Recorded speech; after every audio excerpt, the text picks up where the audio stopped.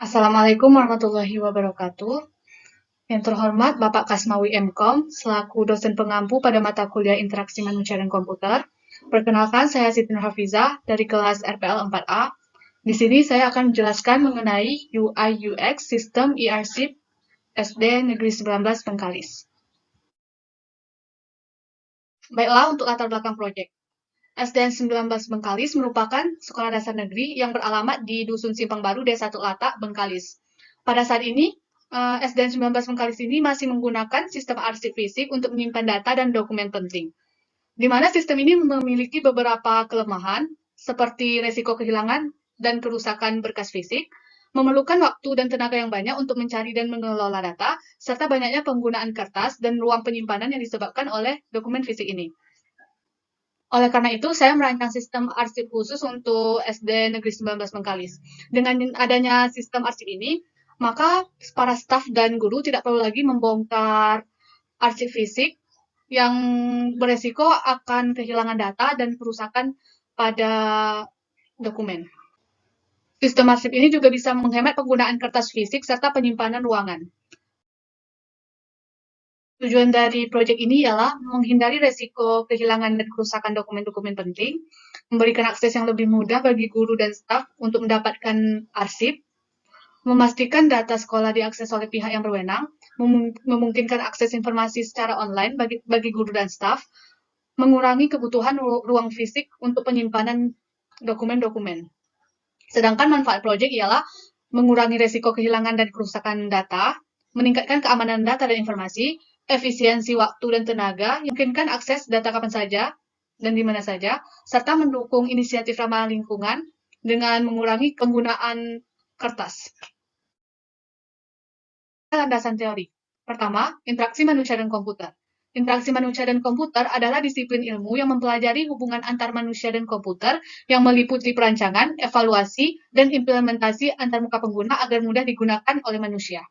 Kedua, information security. Information security dapat diartikan sebagai perlindungan kepada informasi dan sistem informasi dari akses, penggunaan, gangguan, modifikasi, dan perusakan yang tidak diizinkan. Ketiga, Human-Computer Interaction Guidelines. Ini merupakan panduan yang digunakan untuk merancang antarmuka pengguna yang efektif dan ramah terhadap pengguna. Keempat, UI UX.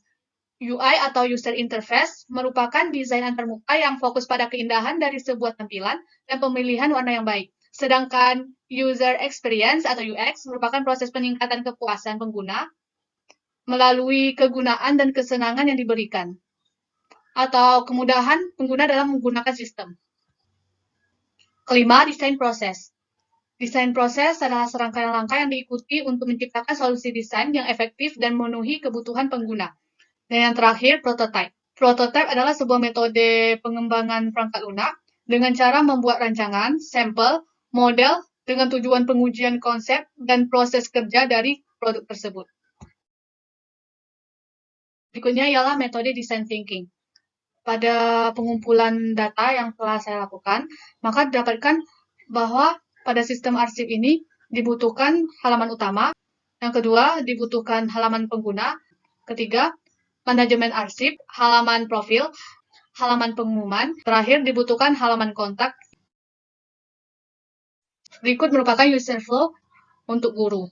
Pertama, guru membuka halaman web, lalu melakukan login dengan memasukkan username dan password, lalu divalidasi apakah username dan password tersebut valid atau tidak. Jika tidak valid, maka guru kembali memasukkan username dan password yang benar.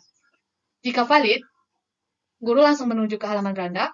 Di halaman beranda tersebut, guru bisa memilih beberapa menu, yaitu koleksi arsip, pengumuman, kontak, dan profil sekolah. Lalu, ketika selesai menggunakan sistem, apakah guru ingin keluar dari sistem? Jika ingin keluar, guru bisa melakukan logout. Ini merupakan tampilan low fidelity wireframe untuk guru, yang terdiri dari halaman login, koleksi arsip, arsip kelas, arsip dan dokumen, arsip guru dan karyawan, arsip foto dan video, dan logout. Baiklah, ini merupakan prototipe dari high fidelity wireframe. Ketika pengguna buka halaman web, pengguna akan diarahkan ke halaman login, dan pengguna harus memasukkan username dan password yang telah terdaftar. Jika melakukan login, pengguna akan menuju ke halaman beranda. Di halaman beranda ini terdapat logo, navbar, dan pencarian, serta profil pengguna. Di sini juga terdapat informasi terbaru yang terdiri dari arsip terbaru dan pengumuman terbaru. Pada arsip terbaru menggunakan horizontal scrolling, begitu juga pada pengumuman. Selanjutnya di sini terdapat menu rekomendasi dan arsip terpopuler. Pertama kita akan menuju ke koleksi arsip. Ini terdapat arsip kelas 1 hingga arsip kelas 6. Menuju ke arsip kelas 1, banyak arsip dokumen. Ini merupakan arsip dokumen.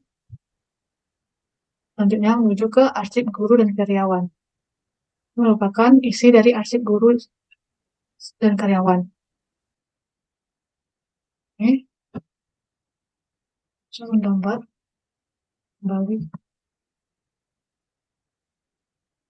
Selanjutnya arsip foto dan video. Sini terdapat foto-foto dan video dokumentasi dari SD Negeri 19 Bengkalis. Contohnya, halaman profil terdiri dari sejarah, visi, dan misi sekolah. Dan juga halaman pengumuman serta halaman kontak. Ini merupakan logo yang mengarahkan untuk kembali ke halaman beranda. Baiklah, kita coba melakukan pencarian pada halaman beranda. Ini mencari dokumen.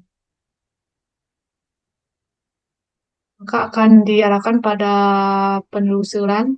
Ini merupakan dokumen isi dari keyword yang telah kita ketik. Yaitu kita mengetik keyword dokumen.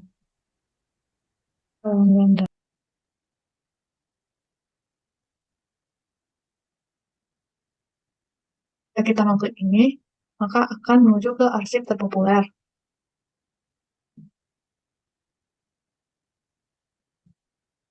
Ini menuju ke dokumentasi.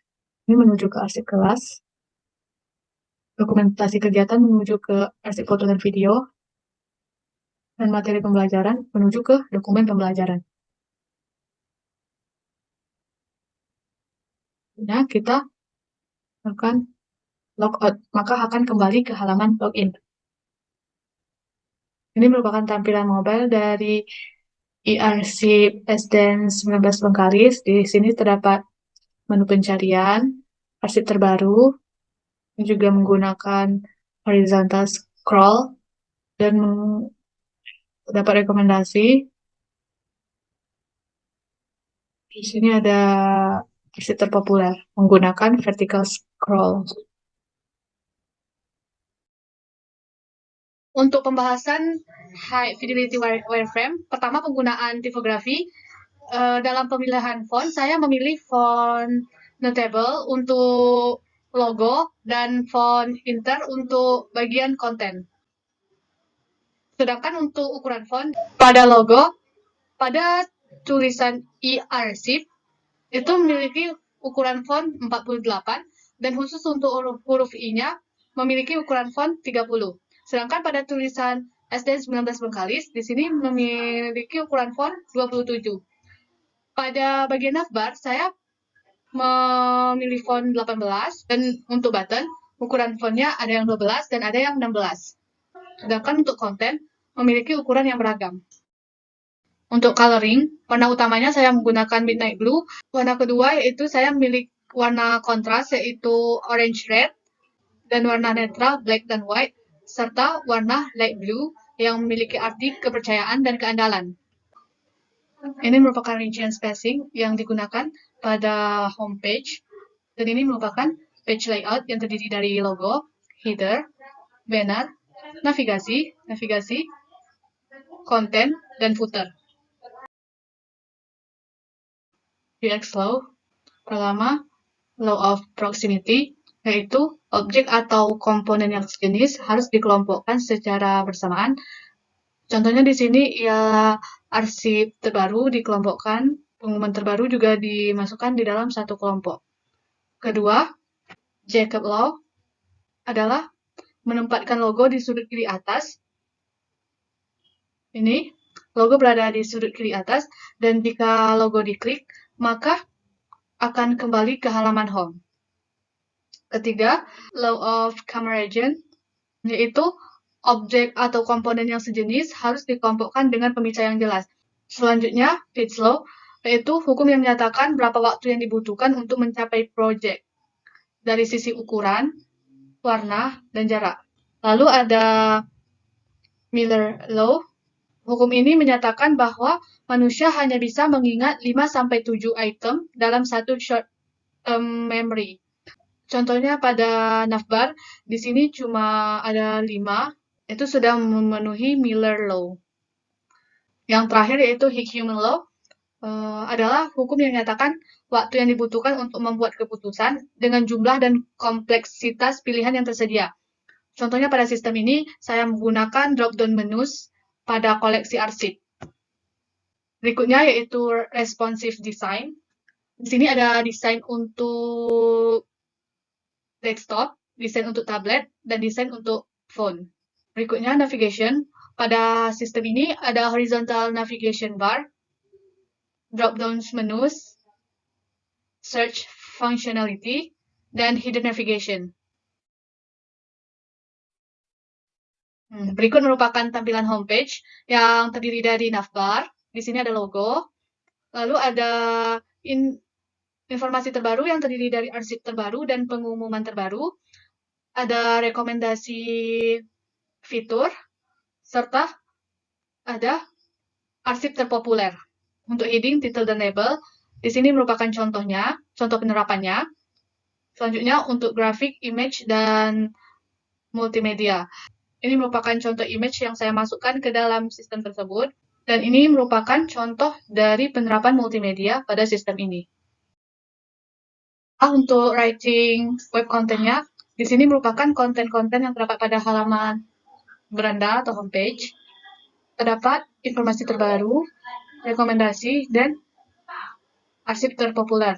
Sedangkan pada content organization-nya, di sini terdapat pengelompokan konten, arsip terbaru dikelompokkan, begitu juga dengan pengumuman terbaru. Dan ini menjadi hierarki informasi, yaitu informasi terbaru.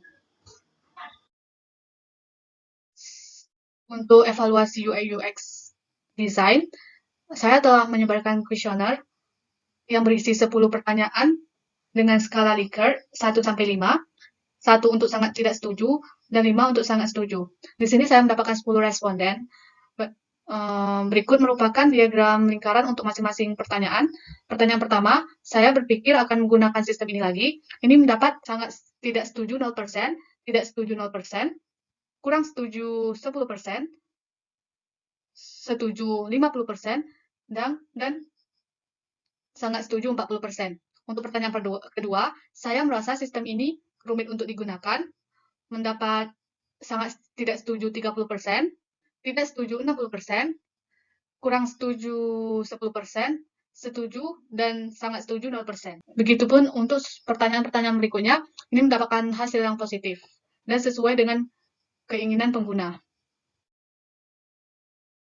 Jadi, kesimpulannya, e-arsip SD Negeri 19 Bengkalis merupakan sistem arsip khusus milik SD Negeri 19 Bengkalis yang berfungsi untuk menyimpan dan mengelola arsip sekolah untuk kemudahan para warga sekolah.